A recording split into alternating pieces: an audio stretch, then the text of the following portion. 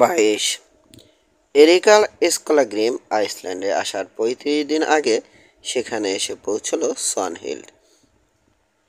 প্রথম প্রথম তাকে এড়িয়ে চলল সবাই, কিন্তু মানুষের মন কিভাবে জয় করতে হয় সোয়ানহিল্ডের তা জানা আছে। আতলিকে সে যে গল্প শুনিয়েছিল সেই একই গল্প শোনাতে লাগলো সবাইকে। ফলে ধীরে ধীরে এরিকের উপর বিষিয়ে উঠল মানুষের মন। সোয়ানহিল্ড ঠিক করলো অলথিং গিয়ে আতলিকে হত্যার জন্যে সে নালিশ করবে এরিকের বিরুদ্ধে। ক্ষতিপূরণ হিসেবে চাইবে তার সম্পত্তির অর্ধেক। এছাড়া চেষ্টা করবে যাতে শাস্তির মেয়াদও বৃদ্ধি হয়। বিচার শুরুর দিন লোকজন আর পুত্র গিজার সহ উত্তর থেকে এসে উপস্থিত হলো ওসফাকার ব্ল্যাকটুথ। মন তার খুব খুশি। এখান থেকে মেধাল হবে যাবে গাদ্রাদাকে বিয়ে করতে। একটু পরেই এলো সোয়ানহিল্ড। ওসফাকার তাকে চিনতে পারল না, কিন্তু ভুল হলো না গিজারের। আরে, এ যে সোয়ানহিল্ড, বলল সে হাসি মুখে। এবারে তাকে অভিবাদন জানালো ওসফাকার। আপনার কাছে আমার অনুরোধ, বলল সোয়ানহিল্ড। আমার স্বামীকে হত্যার জন্যে এরিকের বিরুদ্ধে যে নালিশ করতে যাচ্ছি সে ব্যাপারে একটু সাহায্য করবেন। একেবারে ঠিক মানুষের কাছেই এসেছেন আপনি, এসে জবাব দিল ওসফাকার। এরিকের বিরুদ্ধে যদি আপনার একটা নালিশ থাকে তাহলে আমার রয়েছে 10টা। আরেকটা অনুরোধ, বলল সোয়ানহিল্ড। আমার হয়ে লড়তে হবে আপনার ছেলে গিজারকে। আমি জানি পুরো আইসল্যান্ডে তার চেয়ে বড় আইনজ্ঞ আর কেউ নেই। নিশ্চয়ই লড়ব, সায় দিল গিজার। বিনা পারিশ্রমিকে লড়াবো না। গিজারের দিকে চেয়ে সোয়ানহিল্ডের চোখ জোড়া নেচে উঠল অর্থপূর্ণ ভঙ্গিতে। আবার সেই মিথ্যে গল্পটা শুনিয়ে নিজের জন্যে নির্দিষ্ট কক্ষে ফিরে এলো সোয়ানহিল্ড। মন তার খুব খুশি। হল তাহলে ঠিক মতোই কাজ চালিয়েছে। গাদ্রাদাকে বিয়ে করতে এসেছে ওসফাকার ব্ল্যাকটুথ। গিজার লড়ল সোয়ানহিল্ডের পক্ষ নিয়ে। শেষমেশ অত্যন্ত অন্যায়ভাবে এরিকের অনুপস্থিতিতেই রায় দেয়া হলো তার বিপক্ষে। বিচারক মণ্ডলীর মধ্যে ছিল বিয়ন। এরিককে যে একেবারেই পছন্দ করে না। সে চায় না ওসফাকারের সঙ্গে গাদ্রাদার বিয়ে হবার আগে এরিক আসুক আইসল্যান্ডে। কে জানে গাদ্রাদার ঘৃণা আবার ভালোবাসায় রূপান্তরিত হবে কিনা। ফলে আবার আউটল ঘোষণা করা হলো এরিককে। সম্পত্তি বাজেয়াপ্ত করে অর্ধেক দেয়া হলো সোয়ানহিল্ডকে, অর্ধেক আত্মীয় স্বজনদের। এছাড়া বলা হলো এরিক আইসল্যান্ডে পা দিলে যে কেউ তাকে নির্দ্বিধায় হত্যা করতে পারবে। বিচার শেষে ওসফাকার, বিয়ন আর গিজার রওনা দিল মিদালহপের পথে, কিন্তু সোয়ানহিল্ড গেল ওয়েস্টম্যানে। এরিকের অপেক্ষায় কিছুদিন কাটাতে চায় সে কোলব্যাকে। তাছাড়া ওসফাকারের বিয়েতে যোগদানেরও একটা ইচ্ছে রয়েছে, যেহেতু নিমন্ত্রণ দিয়েছে বিয়ন। মিদালহপে পৌঁছে ওসফাকার দেখল গাদ্রাদা তার জন্য অপেক্ষা করছে। অভিবাদন জানালো তাকে গাদ্রাদা, কিন্তু সে চুমো দিতে যেতেই পিছিয়ে গেল কয়েক পা। রি রি করে উঠল গাদ্রাদার সারা শরীর। জীবনে সে বুঝি আর কাউকে এত ঘৃণা করেনি। রাতে ভোজের আয়োজন করা হলো হলঘরে। এরিককে আবার আউটল ঘোষণা করা হয়েছে শুনে গাদ্রাদা বলল, কারো অনুপস্থিতিতে বিচার করা ভীষণ অন্যায়। গাদ্রাদা কানে কানে বলল বিয়ন, তুমিও কি এরিকের বিচার ওর অনুপস্থিতিতেই করনি? এরিকের বিষয়ে গাদ্রাদা আর কিছু বলল না, কিন্তু বিয়নের কথাগুলো আঘাত হানল তীরের মতো।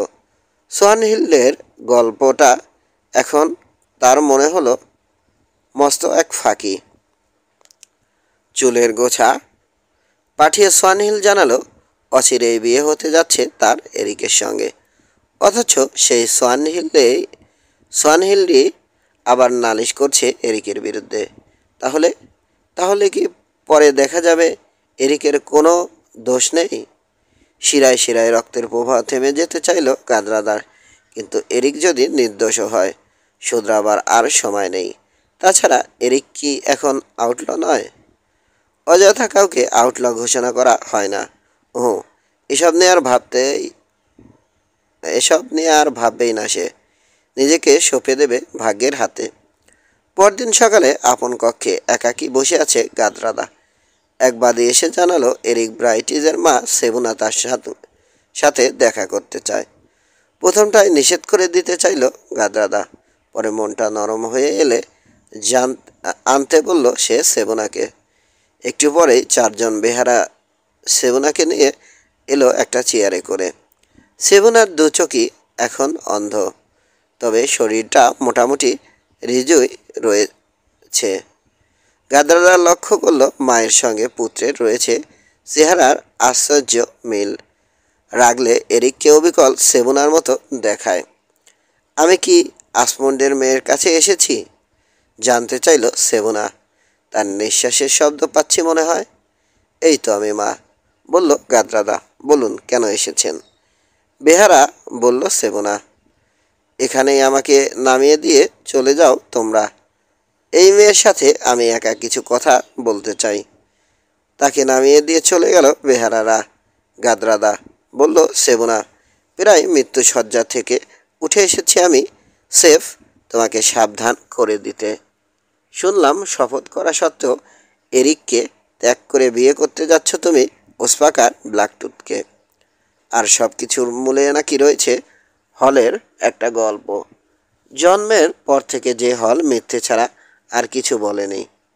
এছাড়া শুনলাম অর্কনি থেকে সোয়ানহিল এসে নালিশ করেছে এরিকের বিপক্ষে, যার ফলে আবার আউটল ঘোষণা করে বাজেয়াপ্ত করা হয়েছে ওর সমস্ত জমি।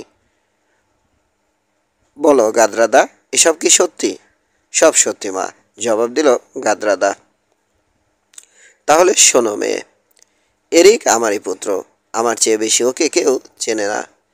এমন জঘন্য একটা কাজ ওর পক্ষে সম্ভব নয়। আর যদি করেও থাকে, তার পেছনে রয়েছে সোয়ানহিল্ডের চালাকি। ডাইনি মায়ের ডাইনি মেয়ে। সোয়ানহিলকে তুমি চেনো না। ওর মা গ্রোয়ার কথা এর মধ্যেই ভুলে গেছো? বলো গাদরাদা, বলো। এসব জেনে শুনেও কি তুমি এরিককে ত্যাগ করবে? সন্দেহের আর অবকাশ নেই মা, বলল গাদরাদা। আমি প্রমাণ পেয়েছি যে এরিক আমার সঙ্গে বিশ্বাসঘাতকতা করেছে। এসব তোমার কল্পনা বাছা। বিরাট ভুল করতে যাচ্ছ তুমি। এরিক তোমাকে আগের মতোই ভালোবাসে, চিরদিনই বাসবে। আহ, কথাটা যদি বিশ্বাস করতে পারতাম, বলল গাদরাদা। যদি বিশ্বাস করতে পারতাম এরিক এখনও ভালোবাসে আমাকে, ওসপাকারকে বিয়ের চেয়ে বরং আত্মহত্যা করতাম। ভীষণ বোকা তুমি গাদরাদা, আর এই বোকামির জন্যে পরে তোমাকে অনুশোচনা করতে হবে। ধীর পায়ে মৃত্যু এগিয়ে আসছে আমার দিকে। ঘৃণা, ভালোবাসা, আশা বা আতঙ্কে এর আর কোনো ভূমিকাই নেই জীবনে। তবে জীবনের প্রান্তে এসেও একথা বলতে পারি যে সেই মেয়ে হলো পাগল, যে ভালোবাসার পাত্রকে ত্যাগ করে ঘৃণিত কাউকে বিয়ে করে। জীবন জুড়ে তার রইবে শুধু বঞ্চনা আর হাহাকার। ডুকরে কেঁদে উঠল গাদরাদা। যা হবার হয়ে গেছে। পাত্র বসে আছে হল ঘরে, কোণে তার জন্য অপেক্ষা করছে। না, না, ওসপাকারের হাত থেকে নিস্তার পাবার কোনো আশাই আর আমি করতে পারি না। আশা এখনো আছে, তবে কিছুক্ষণ পরে সত্যিই আর থাকবে না। বিদায় গাদরাদা, কোনো দিনে আর দেখা হবে না তোমার সাথে। নির্লজ্জ তুমি, বিশ্বাসঘাতিনী, মূর্খ, ঈর্ষার বশবর্তী হয়ে নিজেকে তুমি আজ ঘৃণিত লোকের বাহুবন্ধনে সঁপে দিতে প্রস্তুত। বেহারারা এসো, এক মুহূর্ত আমি আর এখানে থাকতে চাই না।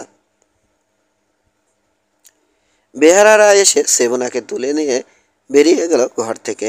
চুপচাপ কিছুক্ষণ বসে রইল গাদরাদা। তারপর হঠাৎ লাফিয়ে উঠে কাঁদতে কাঁদতে ছুটল হলঘরের উদ্দেশ্যে। ওদিকে হলঘর পেরোতে গিয়ে সেবনা মুখোমুখি হলো ওসওয়াকার আর বিয়নের। থামো, বেহারাদের উদ্দেশ্য করে বলল বিয়ন। এই বুড়ি এখানে কি করছে? গাদরাদাই বা কাঁদছে কেন? বেহারারা থামলো। কার গলা শুনলাম? বলল সেবনা। ওটা কি বিয়ন, আসমন্ডের পুত্র? হ্যাঁ, ঠিকই ধরেছ, জবাব দিল বিয়ন। কেন এসেছ তুমি এখানে? আমার বোন গাদ্রাদা কাঁদছে কেন? কাদার যথেষ্ট কারণ আছে বলেই গাদ্রাদা কাঁদছে বিয়ন। সে কাঁদছে এরিককে প্রতারণা করার জন্যে কাঁদছে। মেলায় বিকোনো মোষের মতো ওসপাকারের কাছে নিজেকে বিকিয়ে দিচ্ছে বলে। এবার রেগে আগুন হয়ে গেল বিয়ন। মুখে যা এলো তাই বলতে লাগলো। ওসপাকার যোগ দিল তার সাথে। স্থির হয়ে চেয়ারে বসে রইল সেবনা। তাদের গালিগালাজ শেষ হলে বলল, তোমাদের দুজনের চেয়ে বদলোক খুব বেশি নেই পৃথিবীতে। এরিকের সঙ্গে তোমরা মিথ্যে কথা বলেছ। এক কুমারীর ঈর্ষাকে পুঁজি করে সর্বনাশ করতে যাচ্ছ তার। বিয়ন আর ওসপাকার, শুনে রাখো দুজনেই, আমি অন্ধ, কিন্তু আজ যেন আমার দিব্য চক্ষু খুলে গেছে। ওই দেখো, পুরো মেধালহব ভেসে যাচ্ছে রক্তে। সারা হলঘরে শুধু রক্ত আর রক্ত। রক্তের চোট আসছে তোমাদের গ্রাস করতে। ওই দেখো, এরিক আসছে। আমি দেখতে পাচ্ছি তার রাগত্ব চোখ। বজ্রাঘাতে নুয়ে পড়া বাচের মতোই ওর সামনে নুয়ে পড়বে তোমরা। বিয়ন, তোমার দরজার কাছে নেকড়ে গজরাচ্ছে। মুখ মেলেছে নরকের কীট। ছুটোছুটি করছে দানবের দল। সাবধান, এরিক আসছে, সাবধান। তীক্ষ্ণ একটা চিৎকার ছেড়ে মৃত্যুর কোলে ঢলে পড়ল সেবনা। কেঁপে উঠল দুই শয়তানের বুকের ভেতরটা। সেবনার কথাগুলো খুবই অদ্ভুত, বলল বিয়ন। মুমূর্ষ এক বুড়ির কথায় আতঙ্কিত হওয়াটা কি উচিত হবে আমাদের? সাহস সঞ্চয় করে বলল ওসপাকার। বেহারা, মরাটা নিয়ে যাও তোমরা, নইলে ওটা ছুঁড়ে দেব কুকুরের পালকে। মৃতদেহটা চেয়ারের সাথে শক্ত করে বেঁধে রওনা দিল বেহারারা। কিন্তু কোলব্যাকে পৌঁছে দেখল এক বাদী ছাড়া এরিকের সমস্ত লোকজনকে তাড়িয়ে দিয়েছে সনহিল। মৃতদেহটা আউট হাউসে নামিয়ে দিয়ে সংক্ষেপে গল্পটা সেই বাদীকে বলে পালিয়ে গেল বেহারারা। রাত কেটে গেল, পরের দিনটাও। তারপর দিন এরিকার কালাগ্রিম কালাই স্কালাগ্রিম নামলো ওয়েস্টম্যান দ্বীপে। ওই দিনই নির্ধারিত হয়েছে গাদ্রাদার বিয়ের দিন। কিন্তু এরিক সেসবের কিছুই জানে না। এবার কোন দিকে প্রভু, জিজ্ঞেস করল স্কলাগ্রিম। প্রথমে কোলব্যাকে যাব মার সঙ্গে দেখা করতে। গাদ্রাদাকেও খুঁজে নেব গাদ্রাদারও খোঁজ নেব, তারপর ভেবে দেখব কি করা যায়। সৈকতের কাছেই এক কৃষকের বাড়িতে তারা গেল ঘোড়া ভাড়া নিতে। বাড়িতে কেউ নেই, সবাই গেছে গাদ্রাদার বিয়ের ভোজে যোগ দিতে। সামনের ঘেঁষো জমিতে চড়ে বেড়াচ্ছিল দুটো ঘোড়া। সে দুটোর পিঠেই উঠে পড়ল এরিক আর স্কলাগ্রিম। ঘণ্টাখানেক পর তারা এসে পৌঁছলো একটা টিলার মাথায়। রশি টেনে ঘোড়া থামালো এরিক। সামনেই বিস্তৃত কোলব্যাকের জলাভূমি। এরিকের বুকটা ভরে উঠল জলাভূমির দৃশ্যে। হঠাৎ তার চোখে পড়ল মানুষজনের লম্বা একটা সারি চলেছে মেদালহপের উদ্দেশ্যে। মাঝখানে রক্তলাল পোশাক পরিহিতা এক মহিলা। এসবের মানে কি? বলল এরিক। চলো আরও এগিয়ে যাই, তাহলেই সব মানে জানা যাবে, জবাব দিল স্কলাগ্রিম। আবার এগোলো ঘোড়া দুটো। যতই এগোলো ততই কেন যেন একটা আতঙ্ক পেয়ে বসলো এরিককে। একসময় সে এসে পৌঁছলো বাড়ির সামনে, কিন্তু কাউকেই চোখে পড়ল না। হলঘরে ঢুকলো সে। আগুন জ্বলছে ফায়ার প্লেসে, কিন্তু কেউ নেই সেখানেও।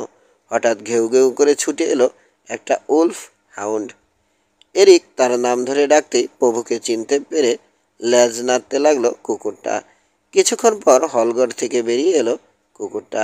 এরিকও চলল পিছু পিছু। সোজা আউট হাউসের আউট হাউসে এলো কুকুরটা। একটা দরজার সামনে থেমে কুই কুই করতে লাগলো।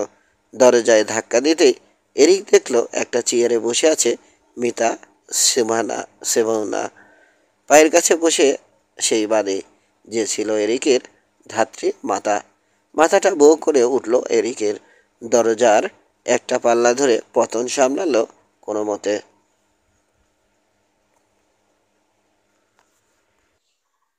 23। তাকিয়ে রইল নির্বাক এরিক। কে তুমি? অশ্রুতে ঝাপসা চোখ তুলে বলল ধাত্রীমা। তুমি কি সোয়ানহিল্ডের লোক? তাড়িয়ে দিতে এসেছ আমাকে? কিন্তু যেতে তো পারবো না, হাঁটার শক্তি আর আমার নেই। যদি মন চায় মেরে ফেলো আমাকে, কিন্তু তাড়িয়ে দিও না। আঙুল তুলল সে মৃতদেহের দিকে। ওর শেষকৃত্যের জন্য সাহায্য করবে না আমাকে? একসময় যার সব ছিল, তার শেষকৃত্য না করাটা কি উচিত হবে? এখনো 100 রৌপ্য মুদ্রা রয়েছে আমার। শেষকৃত্যে সাহায্য করলে সেগুলো দেব দেব তোমাকে। এই বুড়ো হাতে আর কবর খোঁড়ার ক্ষমতা নেই। মৃতদেহটাকেও আমি বয়ে নিয়ে যেতে পারবো না। সাহায্য করবে না? তাহলে তোমার মার মৃতদেহটিও যেন এরকম শেষকৃতবিহীন পড়ে থাকে। আহ, এ সময় যদি এরিক থাকতো বাড়িতে। সামনে কত কাজ, অথচ করার মতো কেউ নেই। এবার ফুঁপিয়ে উঠল এরিক। ধাত্রীমা, আমাকে চিনতে পারছেন না? আমি এরিক ব্রাইটিজ। ডুকরে উঠে এরিকের হাঁটু চেপে ধরল ধাত্রীমা। সত্যি এসেছিস তুই? কিন্তু বড় দেরি করে এলি বাছা। কি হয়েছে জানতে চাইল এরিক। কি হয়েছে? খারাপ কিছু আর বাকি নেই। তোকে আউটল ঘোষণা করা হয়েছে। তোর জমি জমা দখল করে কোলব্যাকে আসন গেড়েছে সোয়ানহিল্ড। মেদাল হবে গাদরাদার সঙ্গে দেখা করতে গিয়ে 2 দিন আগে মারা গেছে তোর মা। গাদরাদার কি সংবাদ? তীক্ষ্ণ হয়ে উঠল এরিকের স্বর। আজ তার বিয়ে হবে অস্পাকার ব্ল্যাকটুথের সঙ্গে। বিয়ের ভোজ হবে কখন? দুপুরের 1 ঘন্টা পর এরিক। দলবলসহ সোয়ানহিল ইতিমধ্যেই চলে গেছে সে ভোজে যোগ দিতে। তাহলে সেখানে যোগ দেবে আরও একজন। হেসে উঠল এরিক কর্কশ স্বরে। বলো, আর কত দুঃসংবাদ আছে? কোনো দুঃসংবাদই আর আমার ক্ষতি করতে পারবে না। স্কালাগ্রিম, এদিকে এসো। দুঃসংবাদগুলো শুনতে তুমিই বা বাদ যাবে কেন? স্কলাগ্রিম ঘরে ঢুকে তাকালো মৃত সেবুনার দিকে। আবার আমাকে আউটল ঘোষণা করা হয়েছে লাম্বেস্টেইল। এখন জীবনটা আমার তোমার হাতে। ওই কুঠারের কোপে কেটে নাও আমার মাথা। নিয়ে গিয়ে উপহার দাও গাদ্রাদাকে। ধন্যবাদ পাবে। ছেলে মানুষই কথা, বলল স্কালাগ্রিম। ছেলে মানুষই কথা, তাই না? পুরোটা শোনোনি তুমি স্কালাগ্রিম। আমার জমি জমা সব দখল করে করে সোয়ানহিল আসন গেড়েছে কোলব্যাকে। এখন আবার সে গেছে গাদরাদার বিয়ের ভোজে যোগ দিতে। বুঝতে পারছো কিছু? ঈগল গেছে রাজহাঁসের বাসায়, আরেকজন যাবে সেখানে। আবার কর্কশ্বরে হেসে উঠল এরিক। একজন নয়, যাবে 2 জন, বলল স্কলাগ্রিম। বলো ধাত্রীমা, আর কি বলার আছে তোমার? বলল এরিক। এবার হল আইসল্যান্ড আসার পর থেকে যা যা ঘটেছে সমস্ত খুলে বলল বৃদ্ধা। বলেছিলাম না প্রভু, বলে উঠল স্কালাগ্রিম। ওই বেজিটাকে ছেড়ে দেয়াটা উচিত হবে না তোমার। খুব শিগগিরই ওর মুন্ডুটা কেটে নেব আমি। দপ করে জ্বলে উঠল এরিকের চোখজোড়া। না প্রভু, ও তোমার নয়। ওসপাকার তোমার, কিন্তু হল আমার। যেমন তোমার ইচ্ছে। কাটার জন্যে অনেক মাথায় পাবো আমরা। ঝুঁকে পড়ে মার কপালে চুমু খেল এরিক। তোমাকে এ মুহূর্তে কবর দেওয়ার মতো সময় আমার হাতে নেই মা, বলল সে। কিন্তু 6 ঘন্টা পর সম্ভবত আরেকটা কবর দিতে হবে তোমার কবরের পাশে। রশি কেটে মার মৃতদেহটিকে এরিক বয়ে নিয়ে গেল হলঘরে। এখন আমাদের কিছু খাবারের প্রয়োজন। স্কলাগ্রিমের দিকে তাকালো সে। প্রচুর কাজ আছে, মিদাল হবে। পানাহার সেরে লম্বা চুলগুলো আশ্রিয়ে কোমরে হোয়াইট ফার ঝোলালো এরিক। স্কলাগ্রিমও শান দিয়ে নিল তার কুঠারে। অস্ত্রসজ্জা শেষে আস্তবল থেকে ঘোড়া বের করলো 2 জনে। ধাত্রীমার কাছে এসে এরিক বলল, আমি যাবার পর কেউ এখানে এলে তাকে একটা কথা বলবে তুমি। বলবে যদি এরিক ব্রাইটি এখনো বেঁচে থাকে আগামীকাল দুপুরের আগেই সে পৌঁছবে মোসফেলের পাদদেশে। পুরানো দিনের কথা একেবারে তারা যদি একেবারে ভুলে গিয়ে না থাকে, যদি তারা সাহায্য করতে চায় একজন বান্ধবহীন মানুষকে, তাহলে তারা যেন যথাসময়ে সেখানে গিয়ে পৌঁছে পৌঁছে খাবার দাবার সহ। বিদায়। কুন্দনরতা ধাত্রীমাকে রেখে ঘোড়া ছোটালো এরিক আর স্কলাগ্রিম। ঘণ্টাখানেক পর এরিকের কৃতদাস জন উকিল দিতে এলো সেখানে। এরিক এখনো বেঁচে আছে শুনে আনন্দে আত্মহারা হয়ে তখনই সে সংবাদটা ছড়িয়ে দিল সারা কোলব্যাকে। দেখতে দেখতে খাবার দাবার সহ একদল মানুষ ঘোড়া ছোটালো মোসফেলের উদ্দেশ্যে। হলঘরে উচ্চাসনের পাশে বসে আছে পূর্ণ অস্ত্রসজ্জিত ওসপাকার। পাশে শুভবাসনা গাদ্রাদা। মাথায় তার কারুকার্যময় পোশাক, আঙুলে মহামূল্যবান আংটি, বাহুতে সোনার তাগা। এত সুন্দর গাদ্রাদাকে বুঝি আর কখনো দেখায়নি। কিন্তু মুখ তার কাগজের মতো সাদা। মাঝে মাঝে ঘৃণা মিশ্রিত দৃষ্টিতে সে তাকাচ্ছে ওসপাকারের দিকে, কিন্তু ওসপাকারের দৃষ্টিতে মিশে আছে তৃষ্ণা। আর কিছুক্ষণের মধ্যেই গাদ্রাদাকে আপন করে পাবে ভেবে মাঝে মাঝেই ফেটে পড়ছে সে অট্টহাসিতে। আহ, এখন এরিক যদি আসতো এখানে, অবিশ্বাসী হোক আর যাই হোক, একবার যদি আসতো সে, ভাবল গাদ্রাদা। কিন্তু কোনো এরিক এলো না তাকে উদ্ধার করতে। দ্রুত অতিথি সমাগম হতে লাগলো। সোয়ানহিল এলো দলবল সহ। সামনে দাঁড়িয়ে অভিবাদন জানালো সে, মুখে বিদ্রুপের হাসি। ঘৃণা থই থই করছে নীল চোখ জোড়ায়। কেমন আছো প্রিয় বোন, বলল সে। শেষ যেবার আমাদের দেখা হয় তুমি বসেছিলে এরিকের হাত ধরে। আজ সে কোথায় আর তুমি কোথায়? এরিকের বদলে তোমার হাত ধরে বসে আছে ওসপাকার ব্ল্যাকটুথ। মাথা তুলল গাদ্রাদা, কিন্তু কোনো জবাব দিল না। আমাকে বলার মতো কিছুই নেই তোমার? আবার বলল সোয়ানহিল্ড। হায় রে, আমার জন্যেই তুমি বেঁচে গেলে এরিকের কবল থেকে। আমার জন্যেই তুমি লাভ করতে চলেছ ওসপাকারের মতো বীরকে, অথচ মৌখিক একটা ধন্যবাদও দিতে চাও না। ছি গাদ্রাদা, ছি। এবারে গাদ্রাদা বলল, তোমার আর এরিকের অনেক অদ্ভুত গল্পই শুনেছি আমি সোয়ানহিল। এরিকের সঙ্গে আমার সমস্ত সম্পর্ক শেষ, তোমার সঙ্গেও তাই। এখানে এসেছো আমার ইচ্ছের বিরুদ্ধে। সম্ভব হলে তোমার মুখটিও দেখতে চাইতাম না।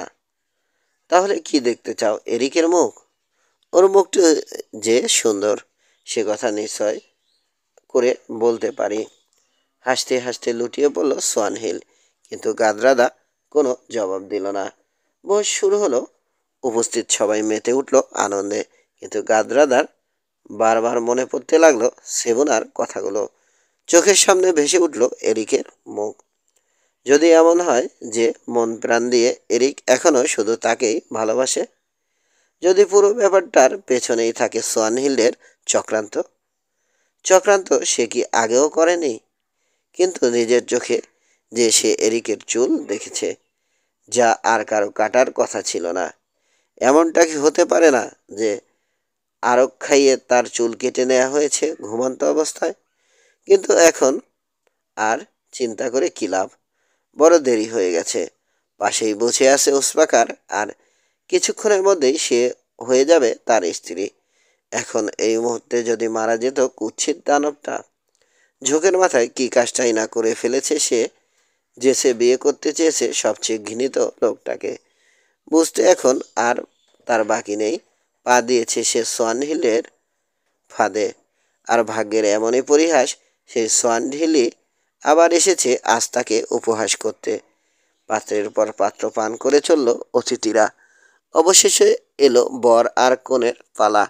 ধমনী 200 বার স্পন্দিত হবার আগেই গাদ্দারদা হবে ওসপাকারের স্ত্রী। পাত্র নিয়ে আকণ্ঠ পান করল ওসফাকার। তারপর চুমো খেতে ঝুঁকে পড়ল নববধূর দিকে। সবাই পিছিয়ে এলো গাদরাদা। অবাক হলো উপস্থিত সবাই। কিন্তু ওই পাত্রে চুমুক তাকে দিতেই হবে। পাত্রটা হাতে নিল গাদরাদা। হঠাৎ তার চোখ গেল সামনের দিকে। কণ্ঠ চিরে বেরিয়ে এলো চিৎকার। হাত থেকে সশব্দে পতিত হলো পাত্র। ঘুরে দাঁড়ালো সমস্ত মানুষ। দেখলো দরজার কাছে দাঁড়িয়ে আছে সুদেহী এক যুবক। বাম হাতে তার ঢাল, ডান হাতে বর্ষা, কোমরে ঝোলানো প্রকাণ্ড এক তরবারি। আলোর আভা বিচ্ছুরিত হচ্ছে শিরনাস্ত্র থেকে। পাশে দাঁড়িয়ে আছে আরেক বিশালদেহী মানুষ। এক হাতে তার কালো একটা ঢাল, অন্য হাতে কুঠার। কথা সরল না কারো মুখে। কিছুক্ষণ পর হলঘর গম গম করে উঠল ভারী একটা কণ্ঠে। আমি এরিক ব্রাইটিস, আর এ হলো স্কলাগ্রিম লাম্বেস্টেইল। আমরা এসেছি বিবাহ অনুষ্ঠানের শোভা বাড়াতে। উপস্থিত হয়েছে জঘন্যতম দুই অতিথি, বিড়বিড় করে বলল বিয়ন।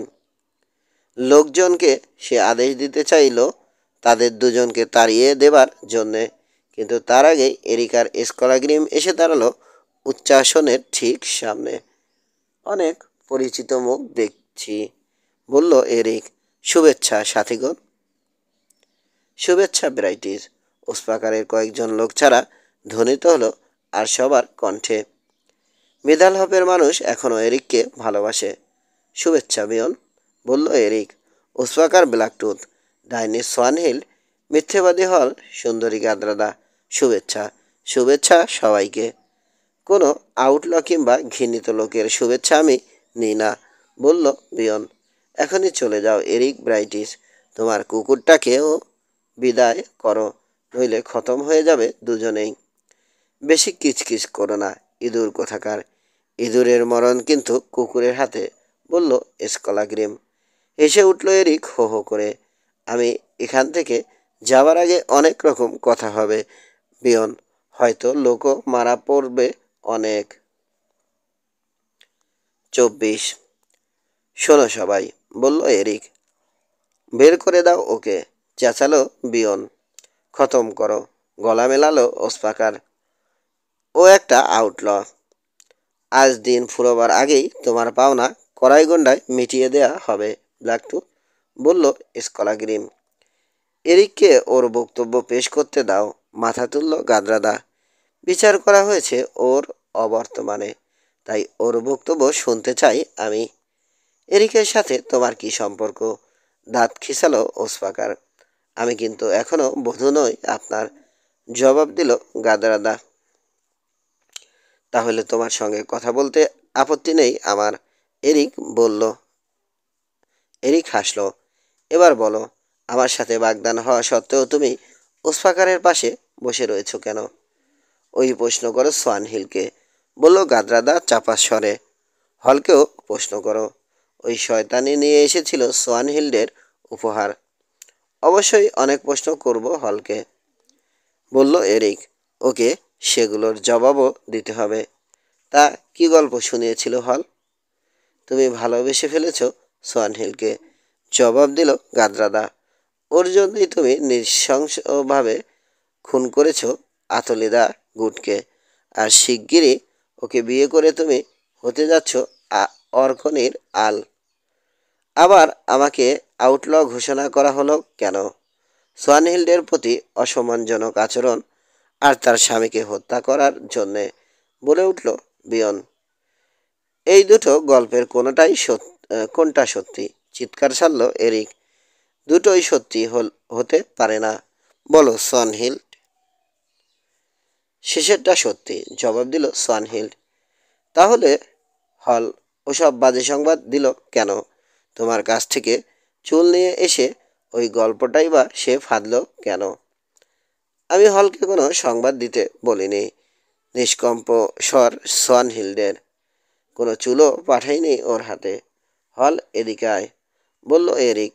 জানি তুই যেমন কাপুরুষ তেমনি মিথ্যেবাদী, কিন্তু অন্তত আজ মিথ্যে বলার চেষ্টা করিস না।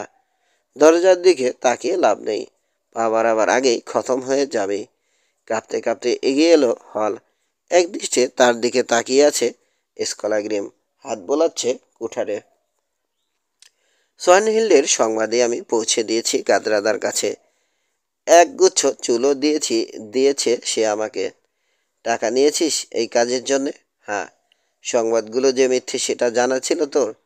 হল কোনো জবাব দিল না। জবাব দে, গর্জে উঠল এরিক। সত্যি বলবি, নইলে আজ আর তোর রক্ষা নেই। জানা ছিল প্রভু। মিথ্যে বলিস না শিয়াল, ধমকে উঠল সোয়ানহিল, কিন্তু কেউ তার দিকে তাকিয়েও দেখল না। সত্যি ঘটনা জানতে চাও তোমরা? প্রশ্ন ছুড়ে দিল এরিক। হ্যাঁ। উসপাকারের লোকজন ছাড়া চেঁচিয়ে উঠল সবাই। বলো এরিক, সুর মেলালো গাদরাদা। সবসময় আমার ভালোবাসা চেয়েছে পিতৃহীনা সোয়ানহিল্ড, কিন্তু না পেয়ে ক্ষতি করতে চেয়েছে আমার আর গাদরাদার। যেদিন আমি ওসপাকার আর তার কয়েকজন সঙ্গীকে পরাজিত করি হর্সহেড হাইটসে, সেদিনই সোয়ানহিল গাদরাদাকে ধাক্কা মেরে ফেলে দিতে চেয়েছিল গোল্ড ফসে। একটা শিকড় ধরে ঝুলছিল ও। অনেক কষ্টে উদ্ধার করি আমি। ঘটনাটা সত্যি, তাই না গাদরাদা? হ্যাঁ, সায় দিল গাদরাদা। গুঞ্জন উঠল হলঘর জুড়ে। পিছু হটল সোয়ানহিল। এজন্যেই বলল এরিক, ওর বাবা আসমন্ড বলেছিল হয় আতলেকে বিয়ে করতে হবে, নয়তো বরণ করতে হবে মৃত্যুকে। আতলেকে বিয়ে করে সে চলে যায় অর্কনিতে। তারপর ডাকিনী বিদ্যার সাহায্যে সে হেঁটে আসে পানির উপর দিয়ে। কৃত্রিম ঝড় সৃষ্টি করে ধ্বংস করে দেয় আমাদের জাহাজ, তাই না স্কলাগ্রিম? হ্যাঁ প্রভু, আমি নিজের চোখে সাগরের উপর থেকে হাঁটতে সাগরের উপর ওকে হাঁটতে দেখেছি। আবার গুঞ্জন উঠল হলঘর জুড়ে। শীতটা আমরা অর্কনিতেই কাটালাম। আবার শুরু করলো এরিক। 3টে মাস ভালোই কাটলো। তারপর আসমন্ডু আর অন্যার মৃত্যু সংবাদ নিয়ে গুরু আর কৃতদাস কোল এলো আইসল্যান্ড থেকে। কিছু ঘুষ দিতে কিছু ঘুষ দিয়ে তাকে দিয়ে সোয়ানহিল বলালো যে তোমার বাগদান হয়ে গেছে ওসপাকারের সঙ্গে। ইউল ভোজের সময় বিয়ে। তোমার পাঠানো একটা সংবাদও আমাকে দিল কোল। সত্যতার প্রমাণ হিসেবে হাজির করলো সেই স্বর্ণমুদ্রের অর্ধেক, যেটা তোমাকে দিয়েছিলাম অনেক দিন আগে।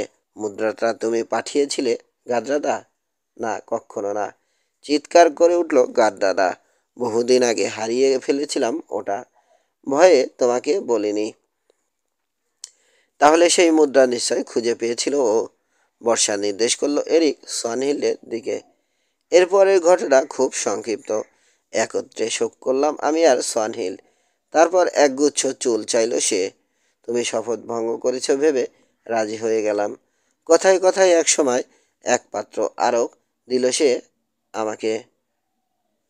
আরকের নেশায় হারিয়ে ফেললাম নিজেকে। নেশা কাটলো যখন তোমার এবং আতলির প্রতি বিশ্বাসঘাতকতা করে বসে আছি। ভাবলাম সব খুলে বলবো আতলিকে, কিন্তু এবারেও আমাকে হার মানালো সোয়ানহিল। আমার আগেই আতলিকে বানিয়ে বলল একটা গল্প। প্রত্যক্ষদর্শীর মিথ্যে সাক্ষ্য দিল কোল। প্রতারিত হয়ে আমাকে লড়াইয়ে আহ্বান করলো আতলি। লড়াইয়ের ইচ্ছে আমার ছিল না, কিন্তু কাপুরুষ বলায় নিজেকে আর সংবরণ করতে পারলাম না। মৃত্যুর পূর্ব মুহূর্তে অবশ্য ভুল ভাঙল আর্লের। উপস্থিত সবাইকে নির্দেশ দিয়ে গেল কোলকে খতম করার। এখানে যারা আতলের লোক আছে, বলো আমি এতক্ষণ যা বললাম তা সত্যি কিনা? সম্পূর্ণ সত্যি, এক বাক্যে স্বীকার করলো উপস্থিত আতলের লোকেরা। কথাগুলো আমার নিজের কানে শুনেছি। কোলকে খতম করা হয়েছে।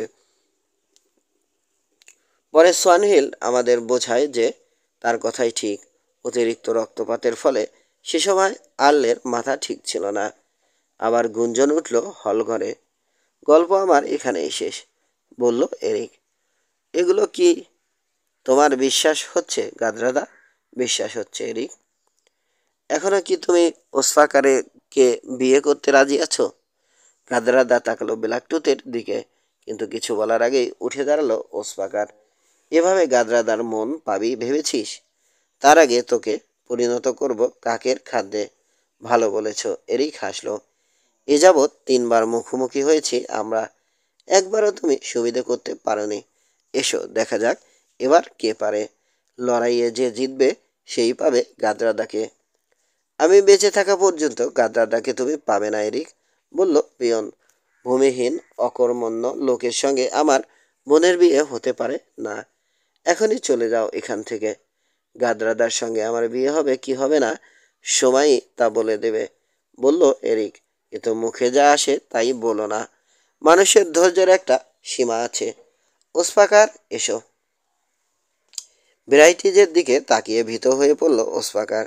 যথেষ্ট শক্তিশালী হলেও এরিকের শক্তির সাথে পরিচয় আছে তার। যার হারাবার কিছুই নেই তার সঙ্গে আমি লড়াই করি না, বলল সে শেষমেশ। তাহলে বুঝতে হবে তুমি একটা কাপুরুষ। ষড়যন্ত্র করাই তোমার পেশা। মুখোমুখি দাঁড়াবার সাহস নেই। আজ থেকে তোমার নাম দিলাম কাপুরুষ ওসপাকার। বন্ধুগণ, আজ পর্যন্ত তোমাদের মধ্যে যারা কাপুরুষ দেখনি, দেখে স্বাদ মিটিয়ে নাও। রাগে থমথমে হয়ে উঠল ওসপাকারের চেহারা। এসো, চেঁচালো সে নিজের লোকজনের উদ্দেশ্যে। চাবুক মারতে মারতে এখনই বের করে দাও এই হারামজাদাটাকে। এক ধাপও যদি এগোয় কেউ, আমার বর্ষা ফুটো করে দেবে ওই কাপুরুষের হৃৎপিণ্ড, বলল এরিক। গাদ্রাদা, তোমার কিছু বলার নেই? কাপুরুষ বলা সত্ত্বেও যে লড়াই করতে চায় না তাকে বিয়ে করার কোনো রকম ইচ্ছে আমার নেই, জানিয়ে দিল গাদ্রাদা। ভদ্র কোনো মেয়ে এভাবে কথা বলে না, বলল বিয়ন। যাই বলো তুমি, কাপুরুষের স্ত্রী আমি হতে পারবো না। আগে ওই নাম মুছে ফেলুক সে, তারপর বিবেচনা করব বিয়ের কথা। শুনেছ কাপুরুষ ওসপাকার? বর্ষাটা স্কালাগ্রিমের হাতে দিয়ে হোয়াইট ফায়ার কোষমুক্ত করল এরিক। তরবারির ঝলকানি চোখে পড়তেই একযোগে সবাই বলে উঠল, কাপুরুষ ওসপাকার। হয় নিজের তরবারি আবার জিতে নাও, নয়তো চিরদিনের জন্য পরিচিত হও এই নামেই। আর সহ্য হলো না ওসপাকারের। তরবারি কোষমুক্ত করে ছুটে এলো সে ভাল্লুকের মতো। দেহভারে থরথর করে কেঁপে উঠল পায়ের তলার মাটি। অবশেষে কাপুরুষ। লাফ দিল এরিক সামনের দিকে। পিছু হটো, পিছু হটো সবাই, চেঁচিয়ে উঠল স্কলাগ্রিম। স্ফুলিঙ্গ ছুটল তরবারির সঙ্গে তরবারির সংঘর্ষে। ওসপাকারের তরবারির এক কোপে কেটে গেল এরিকের ঢালের একটা অংশ। এরপর হাঁটু গেড়ে তরবারি চালালো ওসপাকার পা লক্ষ্য করে। অপরদিকে লাফ দিয়ে সে আঘাত এড়ালো এরিক। দর্শকদের কেউ চেঁচালো ওসপাকার, কেউ এরিকের নাম ধরে। কারণ কেউ বুঝতে পারছিল না লড়াইয়ে কে জিতবে কে হারবে। ক্ষণে ক্ষণে রং বদল করতে লাগলো গাদ্রাদার মুখ। মনে প্রাণে সোয়ানহিল কামনা করছিল এরিকের মৃত্যু। কারণ এরিক জয়লাভ করলে গাদ্রাদা নিষ্কৃতি পেয়ে যাবে ওসপাকারের হাত থেকে। পাশে দাঁড়িয়ে রুদ্ধশ্বাসের লড়াই দেখছিল গিজার আর বিয়ন। তাদেরও সমস্ত পরিকল্পনা বানচাল হয়ে যাবে এরিক জয়ী হলে। সর্বশক্তি দিয়ে কোপ মারল এরিক। ঢাল ভেদ করে হোয়াইট ফায়ার আঘাত হানল ওসপাকারের কাঁধে। বয়াম থাকায় এ যাত্রা বেঁচে গেল ওসপাকার, কিন্তু আঘাতের প্রচণ্ডতায় ছিটকে পড়ল পেছন দিকে। ওসপাকারের শেষ সময় উপস্থিত ভেবে হৈ হৈ করে উঠল সবাই। ছুটে এলো এরিক। ঠিক এ সময় বিয়নের কানে কানে একটা যুক্তি দিল সানহিল। বিয়নের পায়ের কাছে পড়েছিল ওসপাকারের হাতে কাটা পড়া এরিকের ঢালের টুকরোটা। চোখের পলকে সেটা তুলেই সে ছুঁড়ে দিল সামনে। ঢালে হোঁচট খেয়ে ভারসাম্য হারিয়ে পড়ে গেল এরিক হুড়মুড় করে। হাত থেকে ছিটকে গেল হোয়াইট ফায়ার। নিজের তরবারি ছুঁড়ে ফেলে দিয়ে হোয়াইট ফায়ার তুলে নিল ওসপাকার। এদিকে ঘটল এক অদ্ভুত ঘটনা। স্কলাগ্রিমের বিশ্বাসঘাতিনী স্ত্রী থোরানা লড়াই দেখছিল একটা থামের আড়াল থেকে। ওসপাকারের ছুঁড়ে দেওয়া তরবারিটা ভনভন করে ঘুরতে ঘুরতে গিয়ে বিদ্ধ হলো তার বুকে। বিকট একটা চিৎকার ছেড়ে প্রাণত্যাগ করল থোরানা। ওসপাকারের হাতে হোয়াইট ফায়ার দেখে দর্শকরা ভাবল, নিজের তরবারি যখন ফিরে পেয়েছে ওসপাকার, এরিক এবার আর কোনো মতেই রক্ষা পাবে না। মাটি থেকে লাফিয়ে উঠল এরিক। পালাও এরিক, এখন তুমি নিরস্ত্র, বলল কেউ কেউ। আতঙ্কে কাগজের মতো সাদা হয়ে গেল গাদ্রাদার মুখ। সাহস হারিয়ে ফেলল এরিক। মুহূর্তের জন্যে। আর তখনই কানে এলো স্কলাগ্রিমের চিৎকার, পালিও না প্রভু, ঢালের অর্ধেকটা এখনো তোমার কাছে আছে। ছুটে এসে তরবারি চালালো ওসফাকার। ঢালে সে আঘাত প্রতিহত করেই একটা রণহুঙ্কার ছেড়ে ঝাঁপিয়ে পড়ল এরিক সামনে। পাগল হয়ে গেছে ছেলেটা, বলে উঠল সবাই। দেখো এবার কি ঘটে, বলল স্কলাগ্রিম। আবার আঘাত হানলো ওসফাকার, আবার প্রতিহত করলো এরিক। তারপর ঢালের তীক্ষ্ণ পাশ দিয়ে বিদ্যুৎ বেগে খোঁচা মারল ওসফাকারের গলায়। ছিটকে চলে গেল শিরনাস্ত্র। হাত দুটো উঠে গেল উপরে, ধপাস করে পড়ে স্থির হয়ে গেল ওসফাকারের দেহটা। হোয়াইট ফায়ার খুলে নিল এরিক তার শিথিল মুষ্টি থেকে। 25। পরম বিস্ময়ে কয়েক মুহূর্ত কথা সরল না কারো মুখে। ইতিপূর্বে এমন লড়াই কেউ দেখেনি। তোমরা এমন চুপ মেরে গেলে কেন, হাসলো স্কলাগ্রিম। ওসফাকার মারা গেছে, এরিকোকে খতম করে দিয়েছে। এবারে চিৎকারে কেঁপে উঠল পুরো হলঘর। সংবাদটা শোনার সাথে সাথে আসন ছেড়ে দৌড়ে সে দৌড়ে এসে এরিককে শুভেচ্ছা জানালো গাদরাদা। এই দৃশ্য দেখে আগুন জ্বলে উঠল সোয়ানহিল্ডের মনে। বিয়ন চিৎকার করে বলল সে, একজন আউটল কি শেষ পর্যন্ত হবে গাদরাদার স্বামী? আমি বেঁচে থাকতে নয়, রাগে কাঁপতে লাগলো বিয়ন। গাদরাদা, এরিকের সঙ্গে তুমি কোনো সম্পর্ক রাখতে পারবে না। একটা কথার জবাব দাও দেখি বিয়ন, বলল গাদরাদা। আমি কি স্বপ্ন দেখলাম, নাকি সত্যি ঢালের ভাঙা টুকরোটা তুমি ছুঁড়ে দিয়েছিলে এরিকের পায়ের সামনে? স্বপ্ন নয়, বলল স্কলাগ্রিম। এই নিচতা আমিও দেখেছি। গাদরাদার কথার জবাব না দিয়ে এরিকার স্কলাগ্রিমকে খতম করার আদেশ দিল বিয়ন। আপন দলের লোকদের প্রতি একই আদেশ জারি করল গিজার আর সোয়ানহিল্ড। চকিতে গাদরাদা আবার ফিরে এলো আসনে। চিৎকার করে এরিক বলল, তোমাদের মধ্যে যারা আমাকে ভালোবাসো তারা আমার বিরুদ্ধে আচরণ করো না। এরিককে অনেকে সত্যি ভালোবাসে। এ কথা শোনার পর সাথে সাথে বিয়নের কৃতদাসদের অর্ধেক এবং সোয়ানহিল্ডের দলের প্রায় সবাই অস্ত্র সংবরণ করল। ছুটে এলো শুধু ওসফাকারের লোকেরা। এরিকের অমনোযোগের সুযোগে তরবারি চালালো বিয়ন, কিন্তু কুঠার দিয়ে সে আঘাত স্কালাগ্রিম প্রতিহত করল মাঝপথে। আবার আঘাত হানার আগেই ঝলসে উঠল হোয়াইট ফায়ার। মাটিতে লুটিয়ে পড়ল বিয়নের প্রাণহীন দেহ। বিয়নের ঢাল নিয়ে তৈরি হও প্রভু, বলল স্কলাগ্রিম। শত্রু আছে, ওই দেখো। পালাচ্ছে এক শত্রু, বলল এরিক। সবার অজান্তে চুপি চুপি কখন যেন পৌঁছে গেছে প্রায় দরজার কাছে। বর্ষা ছুড়ল স্কালাগ্রিম। চোখের পলকে কপাটের গায়ে গেঁথে গেল মিথ্যেবাদী হল। সাবধান প্রভু, বলল স্কলাগ্রিম। শুরু হয়ে গেল তুমুল লড়াই। তরবারির ঝঞ্ঝানানি, আহতের চিৎকার, মুমূর্ষর আত্মনাদে ভরে উঠল হলঘর। এরিকার স্কলাগ্রিম পিঠে পিঠ ঠেকিয়ে ধীরে ধীরে এগিয়ে চলল দরজার দিকে। উচ্চ আসনে বসে আতঙ্কিত চোখে সব লক্ষ্য করতে লাগলো গাদরাদা। পাশে দাঁড়িয়ে দলের যেসব লোক এরিকের পক্ষ নিয়েছে তাদের অভিশাপ দিয়ে চলল সোয়ানহিল। শত্রু নিধন করতে করতে এরিক গিয়ে উপস্থিত হলো গিজারের সামনে, কিন্তু হোয়াইট ফায়ার তুলতেই পালিয়ে গেল গিজার। বাবার ভাগ্য সে বরণ করতে চায় না। এখনই চলো ঘোড়ার কাছে। দরজার কাছে পৌঁছাতেই বলল স্কলাগ্রিম, দুর্ভাগ্য ঘিরে ধরার আগে এসো এ স্থান ত্যাগ করি আমরা। দুর্ভাগ্য যা হবার হয়ে গেছে। হতাশা ঝরল হতাশা হতাশা ঝরে পড়ল এরিকের কণ্ঠে। বিয়নকে আমি হত্যা করেছি। ঘোড়ার কাছে ছুটে গেল এরিক, আর স্কলাগ্রিম রওনা দিল মোসফেলের উদ্দেশ্যে। সারা রাত ঘোড়া ছুটিয়ে পরদিন সকালে তারা এসে পৌঁছালো মোসফেলের পাদদেশে। চতুর্শ্রেণীতে হাত মুখ ধুয়ে সতেজ হতেই স্কলাগ্রিম দেখল কয়েকজন ঘোড়সওয়ার আছে সমভূমির উপর দিয়ে। শত্রু আছে প্রভু, বলল সে। লড়াই করার মতো শক্তি আর আমার নেই, জবাব দিল এরিক।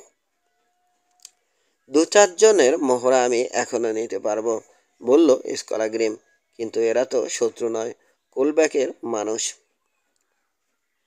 শুনে খুব খুশি হলো এরিক। কিছুক্ষণের মধ্যেই 6জন লোকসহ এসে পৌঁছলো জন। বলল, রান নদীর তীরে এক ভিখারিনী জানিয়েছে ওসফাকার মারা গেছে। কথাটা কি সত্যি?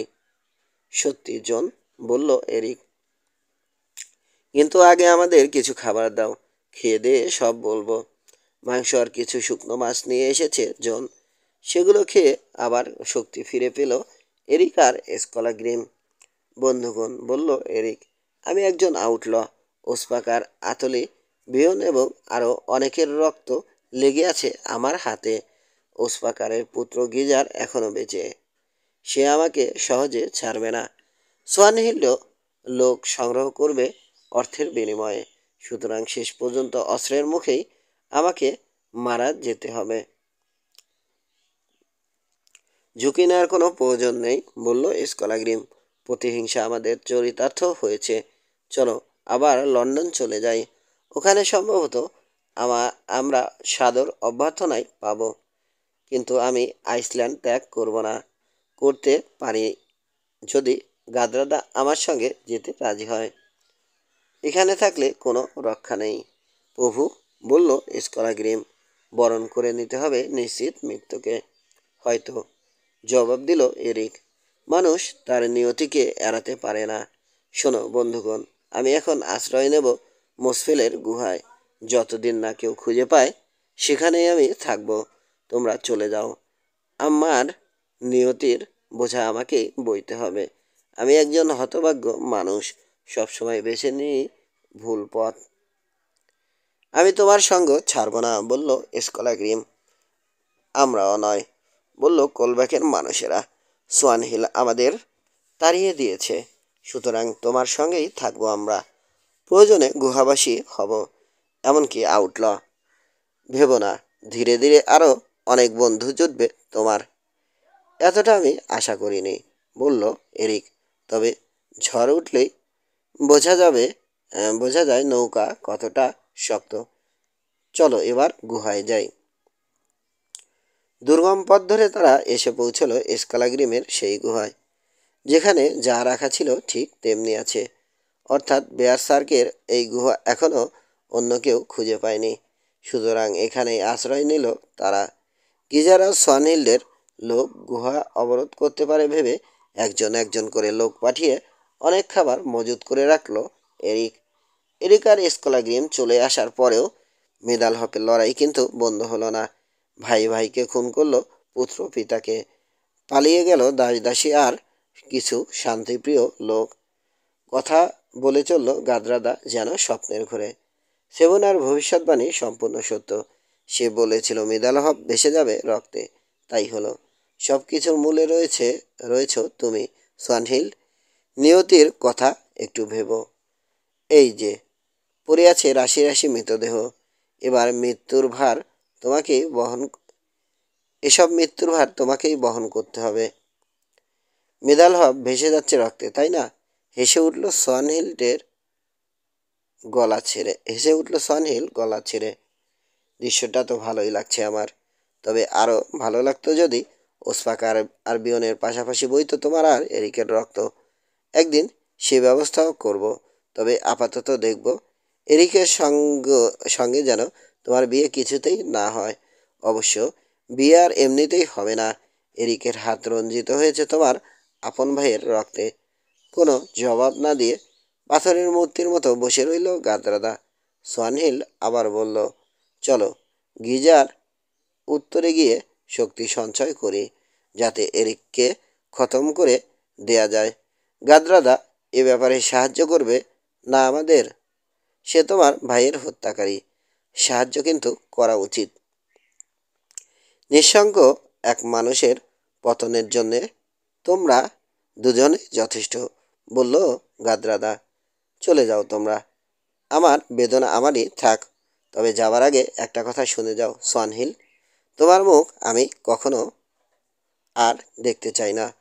অশুভর মাঝে তোমার জন্ম, অশুভ পথেই তুমি চলবে।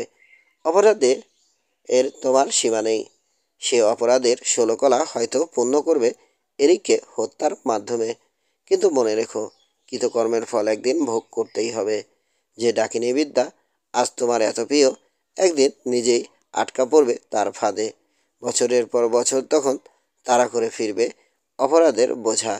ছায়া দেখলেও আটকে উঠবে, ঘুরে বেড়াবে হয়তো সাগরে সাগরে, ছুটে যাবে বাতাসের বেগে, কিন্তু কখনো পা রাখতে পারবে না শান্তির তীরে। বিশ্বাসঘাতিনী তুমি, ডাকিনী লম্পট, চূড়ান্ত মিথ্যুক, এই মুহূর্তে দূর হও আমার চোখের সামনে থেকে। মুখ তুলে চাইল সোয়ানহিল্ড। গাদরাদার চোখজোড়া যেন অগ্নি বর্ষণ করছে। জবাব দেওয়ার জন্যে ঠোঁট ফাঁক হলো সোয়ানহিল্ডের, কিন্তু কোনো কথা ফুটল না। গিজারের গিজারকে সঙ্গে নিয়ে সুরসুর করে বেরিয়ে গেল সে হলঘর থেকে। একজন দুজন করে আবার ফিরে এলো কৃতদাসেরা। আহতদের নিয়ে গেল মন্দিরে, মৃতদেহ নিয়ে গেল শুধু ওসপাকারে। অন্যগুলো পড়ে রইল যেমন ছিল তেমনই। সারা রাত বসে রইল গাদরাদা। ছড়িয়ে ছিটিয়ে থাকা মৃতদেহের উপর এসে পড়ল চাঁদের রূপালি আলো। একা বসে বসে গাদরাদা শুধু ভাবলো, ভাবলো আর ভাবলো, কিভাবে ঘটবে এসবের পরিসমাপ্তি। ভাইয়ের হত্যাকারীর সঙ্গে তার বিয়ে কিভাবে সম্ভব? সব কিছু কেমন যেন জট পাকিয়ে গেল। চারদিক থেকে তাকে ঘিরে ধরেছে দুর্ভাগ্য। চেষ্টা সুন্দরী হয়ে কী লাভ, যদি তার আশাই না পূরণ হয়? তবে সে নিজেই রয়েছে সব নষ্টের মূলে। মিথ্যে ওই গল্প বিশ্বাস করতে গেল কেন? পাথর আলগা করে দিয়েছে সে, নিজেই এখন চাপা পড়তে চলেছে সেই পাথরের নিচে। স্তব্ধ হয়ে উচ্চাসনে বসে রইল গাদরাদা। রাতকে হটিয়ে অবশেষে ফুটে উঠল দিনের আলো।